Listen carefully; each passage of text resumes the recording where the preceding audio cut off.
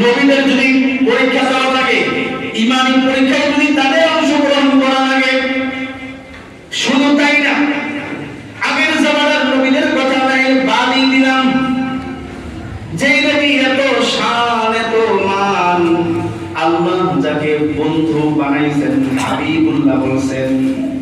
হাবিবুল্লাহ শব্দের অর্থ হইল যে আল্লাহ যার ভালোবাসায় আসমান দুনিয়া সব কিছু করতে পারেন, ওই ব্যক্তিকে বলা হয় হাবিবুল্লাহ। সুবহানাল্লাহ, আমার নবী আল্লাহ বানাইছেন হাবিবুল্লাহ।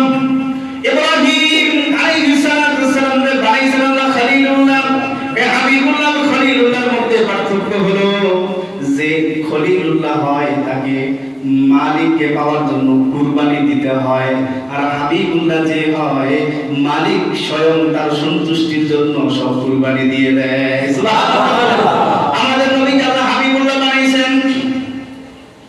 দয়ার নবী, মায়ের নবী, ওই মাহবুব নবীকেও পরীক্ষা দিতে হয়েছে, জেল কাটতে হয়েছে, রক্ত ঝরাইতে হয়েছে, নবীর গায়ের ভিতরে মশা মাছি পর্যন্ত বসা হারাম ছিল।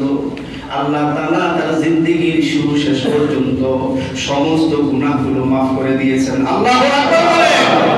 এই নবীর উপরে মরা উটের পচা ভুঁড়ি কাফেররা চাপাই দিয়েছে, জমি দখল করার জন্য, ক্ষমতা পাওয়ার জন্য, কি জন্য?